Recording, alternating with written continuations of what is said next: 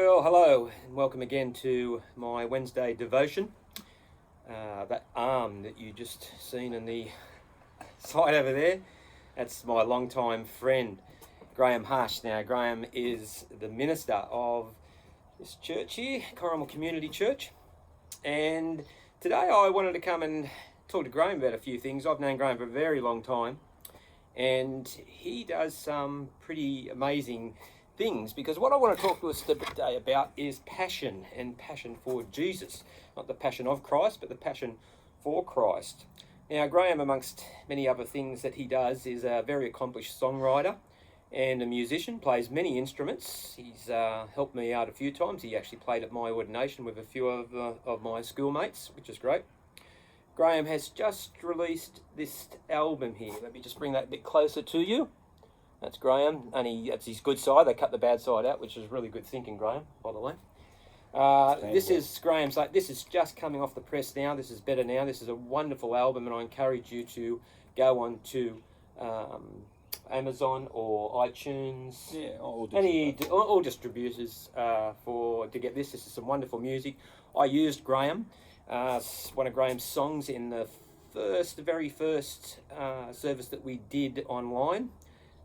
Which Graeme thankfully gave us the rights to use his music when Lou and I broadcasted from home.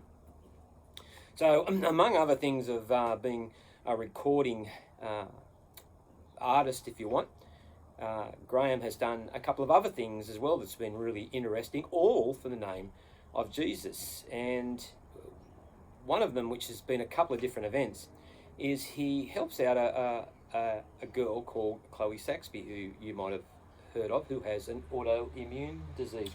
Vanishing white matter disease. It's a really rare brain disease, which is usually terminal. It's pretty awful. Yeah, so what Graeme has done is he has done a couple of events to raise money for him. One of them I came here at 2 o'clock in the morning to support him. He done a solo for 24 hours. He's played table tennis for 24 hours, only small breaks, and he's also walked backwards mind you, from Corrimal to Bulli. So, Graeme, I mean, this isn't out of character for you, I've got to say, but what it does is it sends a really sort of strong message. Let me just ask you, why do you do these things? So let's just look at Chloe. Why do you do these things? Well, people have asked me that question, especially on when we're doing media interviews and stuff prior to those events, and one of the main reasons is that I'm desperate to make a difference in the community, in the sense that to me, having faith is recognising that Jesus is 100% divine and 100% human, and for me that's everything, because the humanity side is where the failures happen, not in Jesus' case, but certainly in ours. And so without the 100% human and without the 100% divine, the thing doesn't make any sense to me. And so the passion comes from something that God has invested in me. He's given me legs, he's given me arms, he's given me energy, and so the tools for me. Well, just let that truck go, Graeme. Good on you, thank you. It's Wednesday. He's given me stuff and that I can use. There's tools for his purposes. So has he given you passion? Or is passion something is that a gift, you think, or not? Look, I think it's and. I think passion's a gift as much as it's something that grows in you. And for me, it's grown. I've always been fairly passionate sort of a character, even though I've been fairly shy and withdrawn and quite introverted. Most people wouldn't believe that, but that's true. Okay.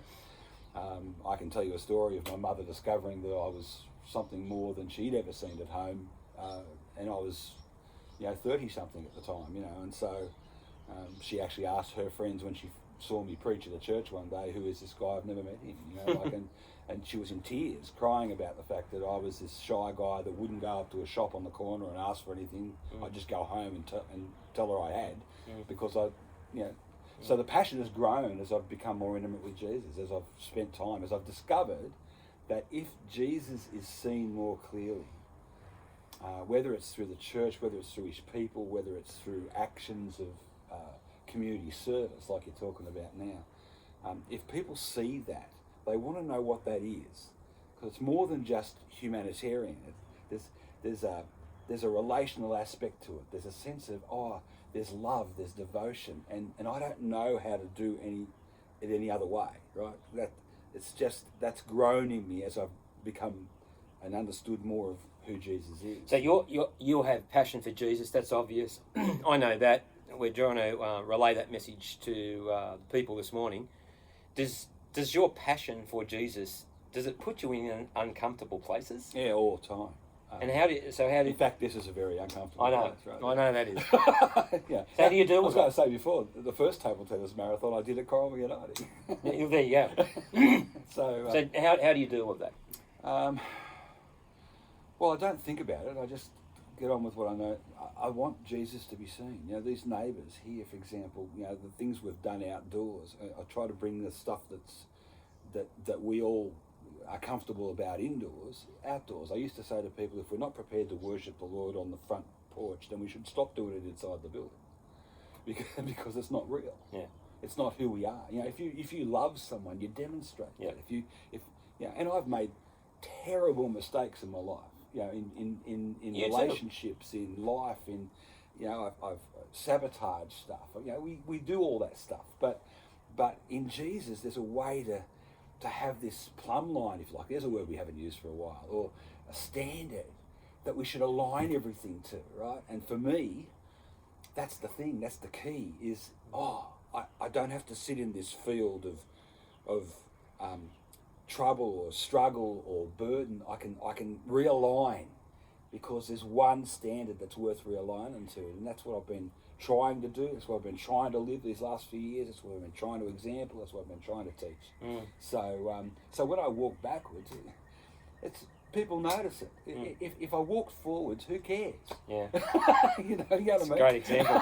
Who cares? Graham, I just want to finish off. I mean, usually I would say something and reflect on something that on the topic, but I want you, Graeme, for the people that are watching us today, what can you say to people regarding their passion and maybe if they feel like, you know, they're struggling to demonstrate their passion for Christ, what would be a first place maybe to go to feel like they're fulfilling they're connecting their passion to their faith? What would you ask? What would you say to them? Look, without having any long time thinking about that question, and it's just come out of nowhere, so I would say keep it really, really simple. I don't want to sound trite, but the everyday things is what Jesus is interested in. The reason we did the strange athons is because they're an extension of the everyday. Okay. You go walk and you do things that are natural. You know, you think about your own life, and you think about the sort of things which give you energy or joy, and think about how much more joy and how much more energy comes from doing something that will show more of Jesus. And when those Greek guys came to Philip, they said, "Sir, we would see Jesus." That's the key. Keep that in mind all the time. What would it look like to people to see more of Jesus in the very everyday things? Yeah, great comment, Graeme. Graeme's album is Better Now. This is top line music, let me say. A bit of a rock in there for you rock guys and girls. And again, I've got a few copies I'm going to give away to some people, and I suggest that you listen to this. This is both a mixture of contemporary music and some Christian music as well. I hope they're the one and the same. Actually. Yeah, well, you wrote them. That's just me. Thanks, Graeme, for this morning. No, good to see you. And I'll talk to you very, very shortly. Peace be with you. God bless you all.